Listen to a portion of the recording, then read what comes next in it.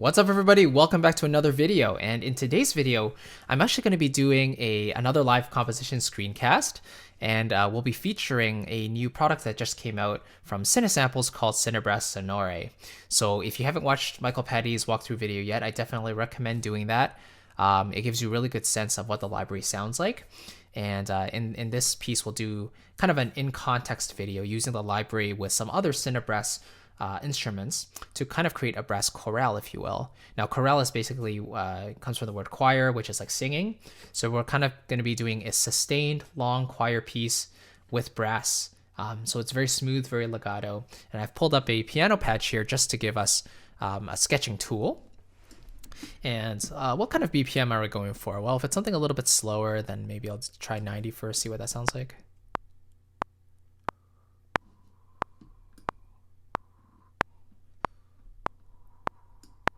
Let's see, 100.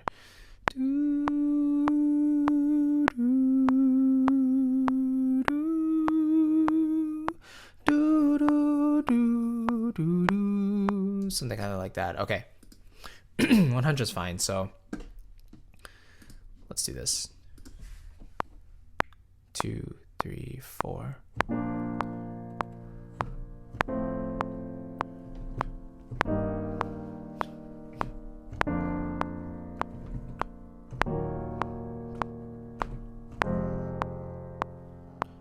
Wait.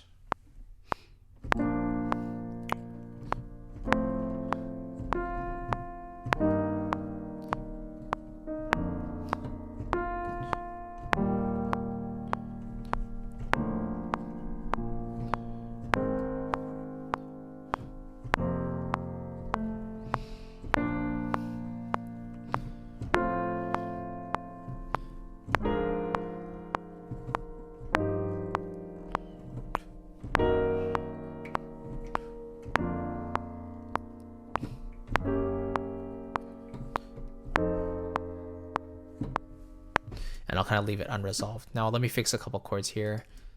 I couldn't decide what chord I wanted here, so I'm thinking, how about we do a with the E flat on the bottom, so that would be kind of a dominant 7th.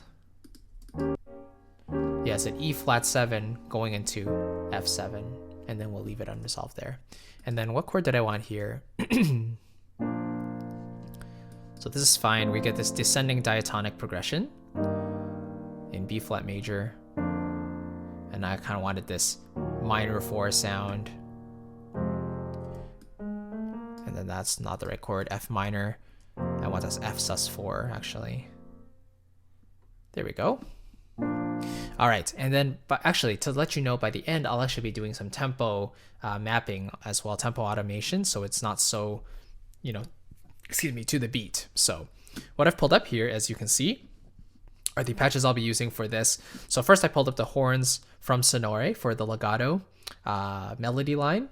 And then I've kind of built up the section with some other instruments here. So I started with tuba for the very lowest voice, the trombone solo legato, the horn, French horn, and then finally the trumpet solo legato. Now, because the horn is doing the melody, I'm going to be careful not to overlap too high with the trumpet, or else that might take the center stage. So I just want to be careful there, but I wanted to use each of the brass instruments in this chorale. So here we go. Let's start with the tuba, and okay, the chord starts there. Good. So let's bring up the tuba first. Let's establish this bass line, get that recorded. So here we go.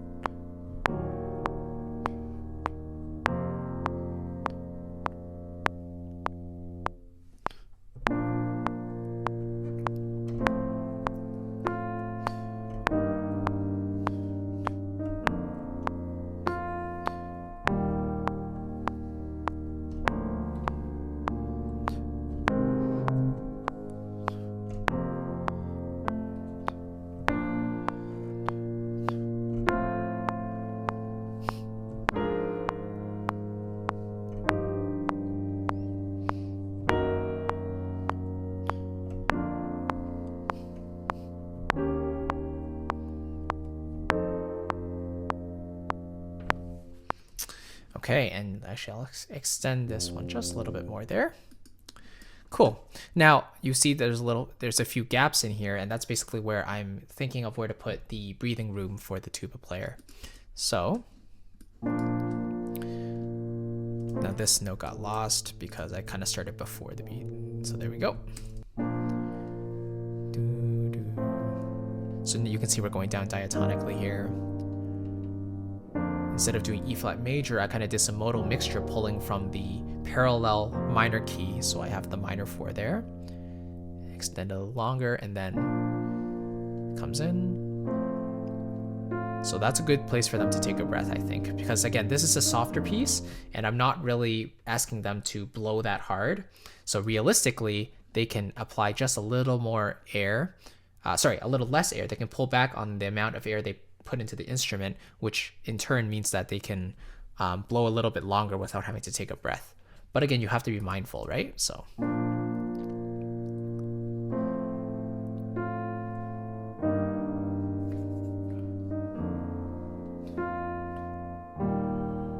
Now here I see I put in a little bit of a breath. I let go of this note a bit early.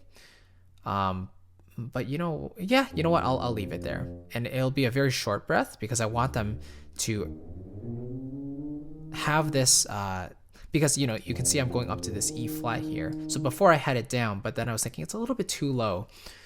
So in order to have this jump up of a 7th from F to E flat, I think it's appropriate that they really prepare their mouth or embouchure to play this upper note. So a little bit of a breath there I feel is appropriate. So that's why I did that there.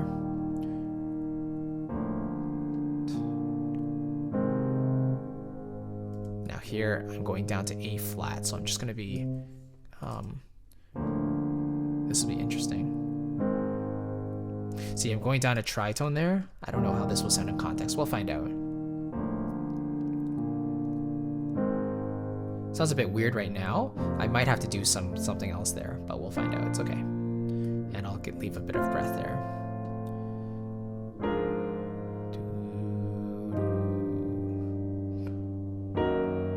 That one there, I'll just leave that one breath. I'll keep this whole line going. There we go.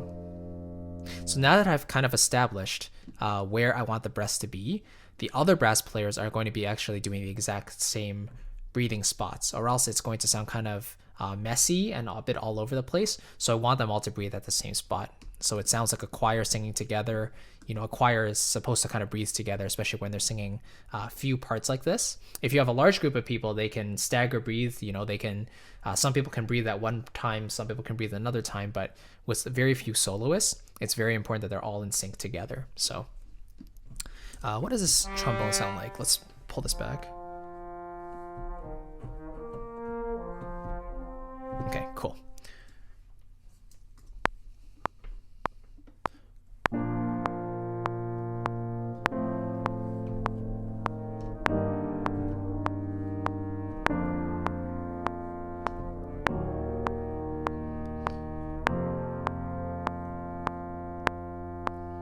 You know what I'm going to do actually? I'm going to actually quickly go down and write down these chords. So the reason is because right now the trombone, it's kind of hard to hear if I'm having parallel octaves, parallel fifths with the piano filling in the harmony, because this is only a sketch tool right now. So I'm going to write these chords down really quickly. So we have B flat, F over A.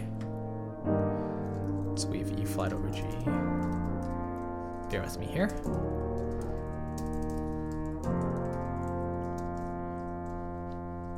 Okay. Same thing here.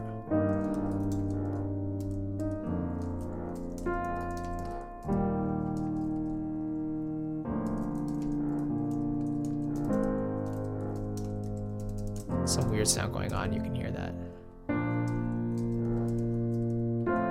F over A again.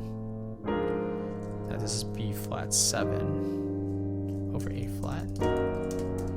E flat minor. E flat 7 going to F7. Okay, this should make things a little bit easier. So now I can take this out. Now I can see what chords I'm actually playing. Here we go. Let's redo this trombone line. Sorry about that.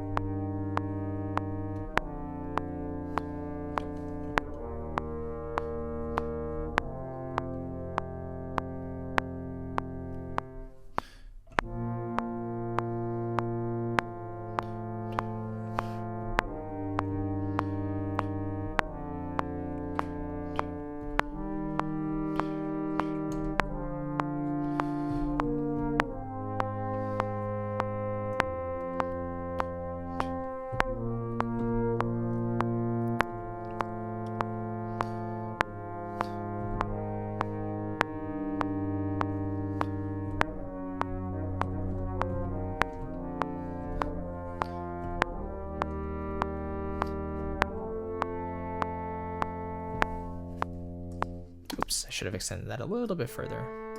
There we go. Not bad, not bad. Let's kind of go through here. So you can hear I'm starting on a perfect fifth. Then the tuba's dropping down, you know, stepped, so we're creating sixths now. Now we're going down sixths, which creates a very nice sound harmonically. Now here I have two perfect fifths in a row, which is fine. Against classical rules, it's not good, but you got the same thing here. Kind of a traditional sound, you know, almost like a worship type of thing. I like this, going down by thirds. Now I like this as well. But I'm wondering, am I stepping into the horn territory? Do I want to leave this room for the horn, the French horn? Let's see. Yeah, I do actually. And the reason is because I'm thinking that I don't want the melody to be that high. So if I can give the trombone some more of these lower notes, then it'll fill in the gap, and I won't have to lower everything else later as a result. So let me redo this part here.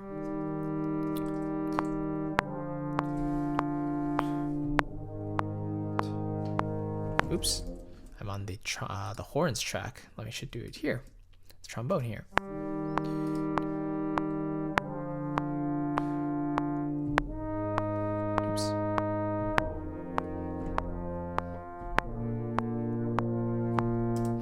Go. So this should be down the octave, and then this over here, bring that over. Let's hear how that sounds.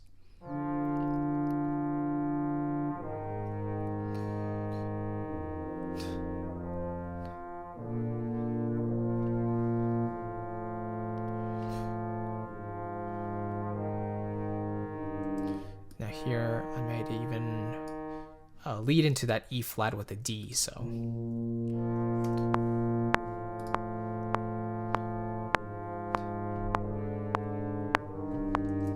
that. Just making sure the MIDI notes have to come in a little bit early so they don't lag behind the beat.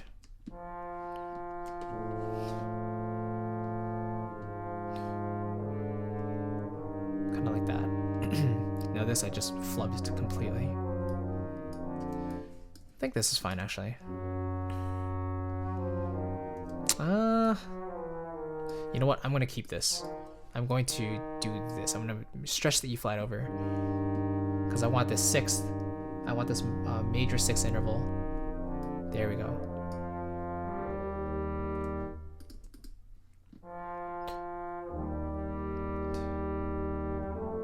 There we go.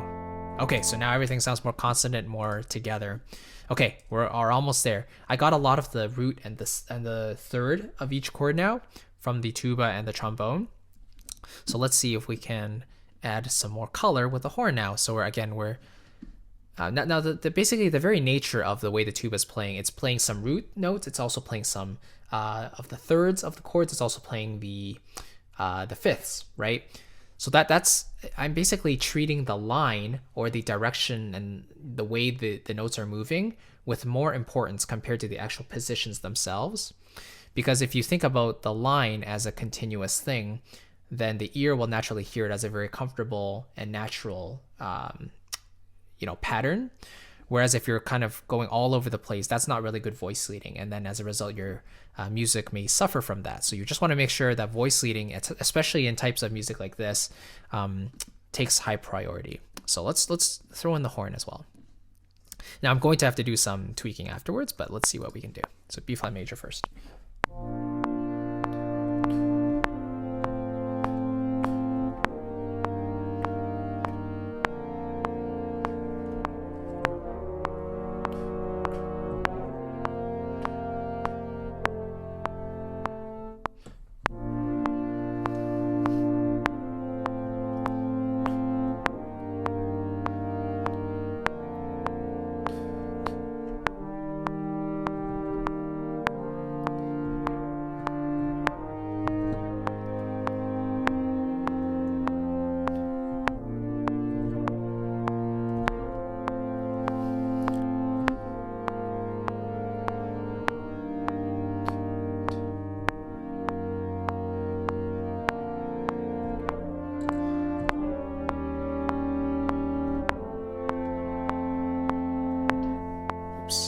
I keep forgetting to hold that longer.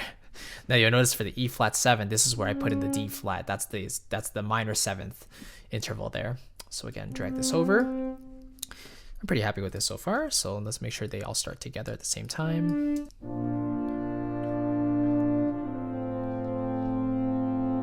So now, you know, you can hear the root 3rd and 5th distributed throughout here. I'm just gonna have this come in a little bit earlier, not too early, something like that. There we go. And result. That's a little too long. They come off together. And I should pull down the modulation a little bit so it's not, you know, fades out nicely. Because it's like the end of his breath. Earlier than that. This is still nice.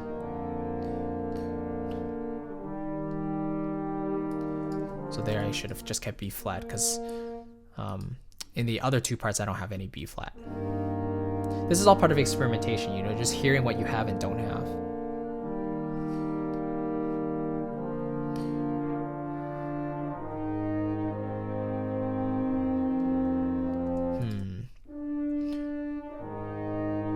So here I should have gone to C instead of E flat. Now, is this too long of one breath? I think it's okay.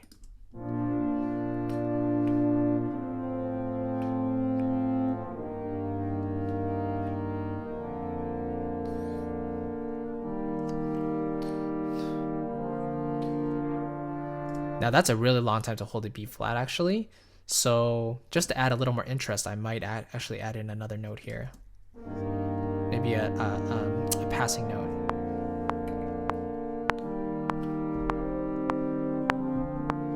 So add in a C there. Maybe I should have done it here. Let's find out.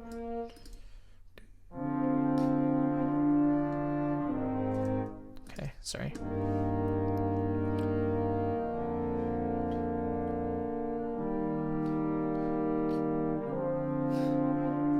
Yeah, I'm thinking this should be kind of like that.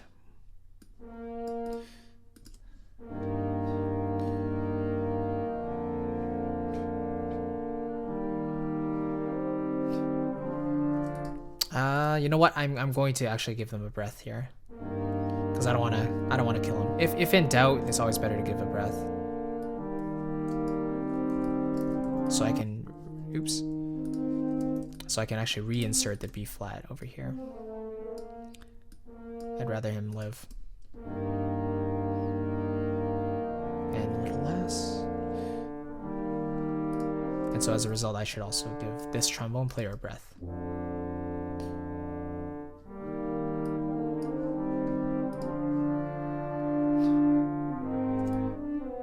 And let's go back to B flat here so he can go up to the C after that.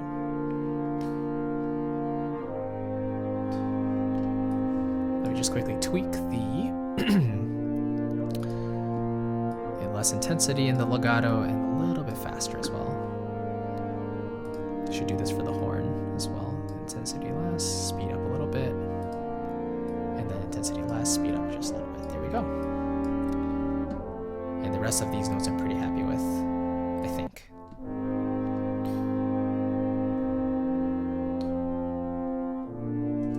So there, take a little bit more of a longer breath, and then I can start back in there. 2, 3.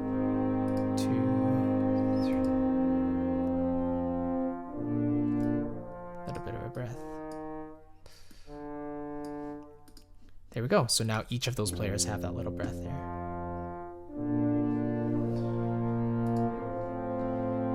Great, great. All right, finally we have the trumpet. Again, I'm not going to go too high here because I do want the horns to have room to soar up if they need to without having the trumpet conflict with them. So let's hear what this sounds like. Oops, sorry. Now, due to the nature of these chords being triads, the trumpet will tend to double one of these notes. I might add a seventh here or there, but for the most part, I'll stick to this kind of triadic calm sound, traditional sound.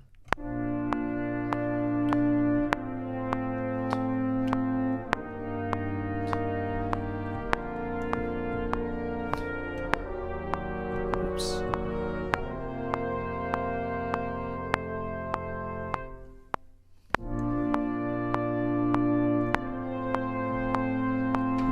You know what? Sorry, I'm going to actually redo this part. I'm going to bring this back a little bit. And let's just double check. What did we have?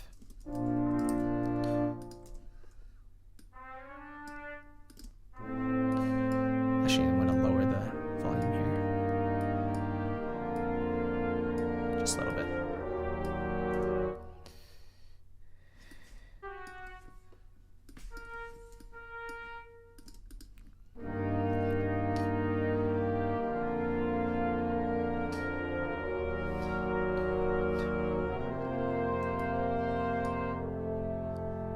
There we go. So we'll hear that one more time.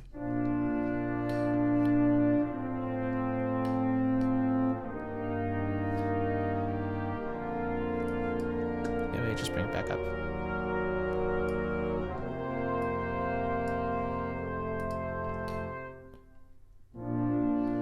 Okay, you know what? For now, I'm actually gonna not record the rest of the trumpet melody. It's going to come in as counter melody, if anything. I'm gonna record the horns melody first. Records, improvise something, and then we'll let the trumpet weave its way in at the end.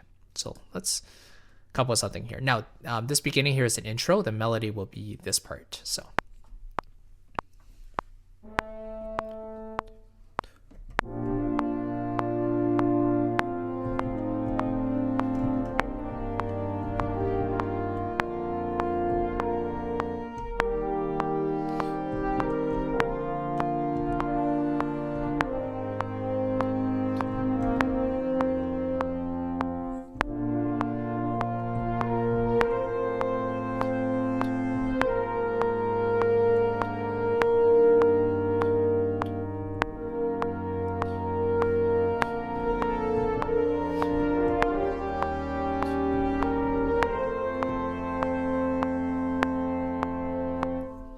Kind of botched the melody at the beginning here.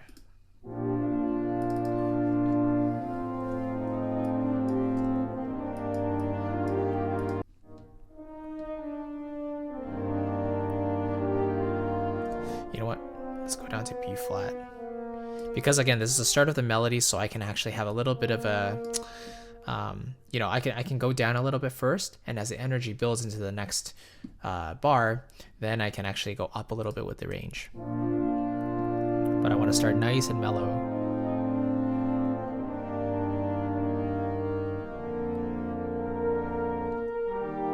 You know what? I'm going to extend this. Now, simplicity is key, right? So we don't need to make this too complicated. And again, I'm going to give them a breath right there.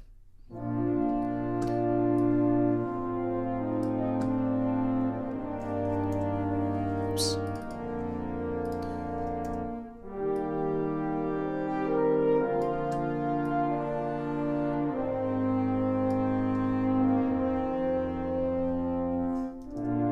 Okay, let's hear that one more time.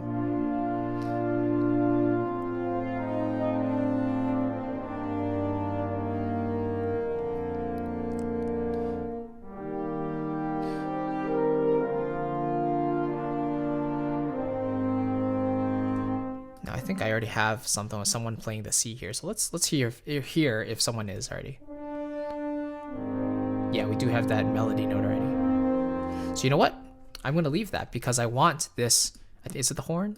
Yes, it is. So the horn, this solo horn is actually creating another horn in the 4 horns. So now we have 5 horns playing the C. So it's pretty cool.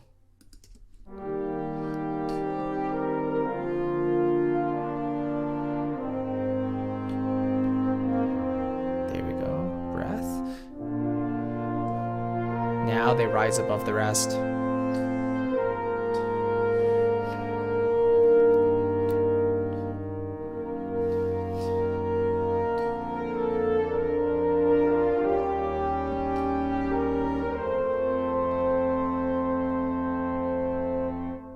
Cool. Where's the A? Where is that happening? So right here. I'm going to do a B flat and then an A. Good. And then resolve down. Really build that extra suspense. There we go. Shorten this up a little bit. Perfect. All right. So the trumpet does sound quite nice there. Now, usually in a context like this, I'd probably have the trumpet playing the melody, but I did want to challenge myself to use the horns from Sonore. So the trumpet's doing its job here. To add some counter melody, should we use the trumpet? Let's find out.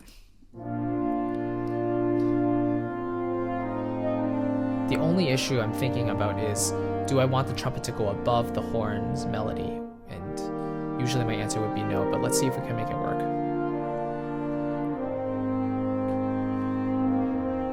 Now I'm going up, so.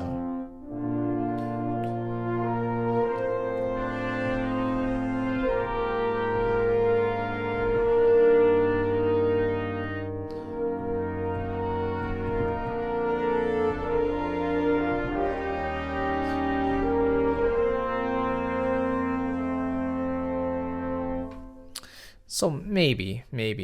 I'm thinking maybe one more horn actually might work instead, because I want a fuller tone there. So what I'm going to do is pull up. Let's actually use the solo horn from CineBrass Core, because the dynamic range in this one anyway, in Core, tends to be a little bit less. So at the very top of the mod wheel, it's only at about maybe an MF at the most. So let's just throw this in here. Second half of the theme here.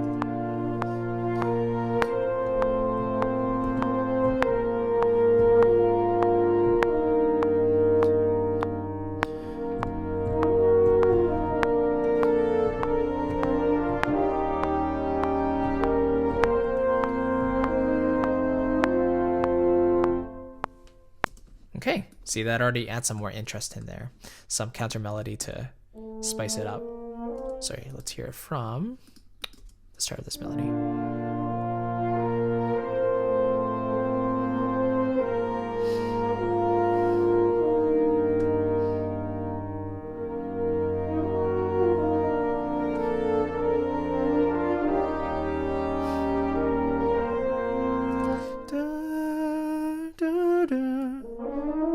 I think going up would be nicer.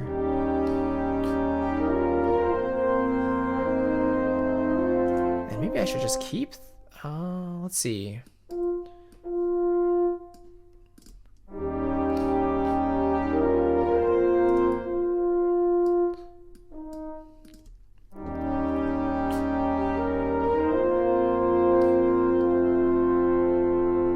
There we go. So I kind of like how this sustains out, and then maybe I'll use the trombone to finish it off. So let's just go do this last phrase one more time here.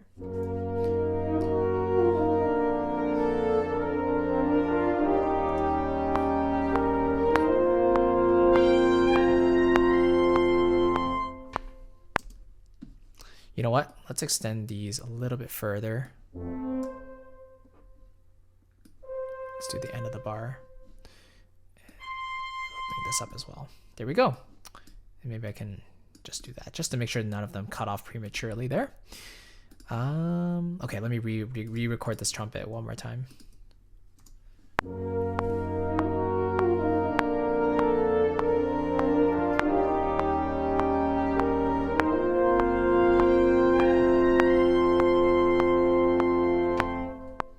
Okay, cool.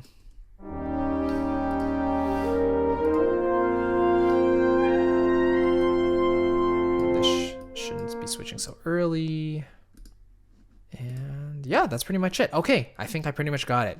So just to recap what we did, we before we listened to the whole thing one more time, we pulled up the piano for a sketching tool, and then I basically made the section from tuba first. I wanted to build the foundation, so I knew I wanted a tuba for a nice soft and round sound. Then the trombone is very capable of, you know, these softer dynamics as well. So I wanted to pull that up, a solo horn, solo trumpet, just kind of get the full range of the traditional brass section. And then I wanted to use the sonore to kind of show the legato and, you know, use it as a melodic instrument. Due to the nature of it being 4 horns, it's going to tend to stand out a little bit more above the solo instruments. So I thought it was pretty fitting in this scenario. And then I used kind of an extra horn there just to add a bit of extra counterpoint. Okay, so let's just hear this whole thing one more time. Super simple piece, but it kind of, like, this kind of just goes to show that you don't really need very much to make an effective piece of music. Like, you know, you can just have the very basic elements of a chord, and then with good voice seating, you can make something nice and traditional, flowing, right? So let's have a quick listen.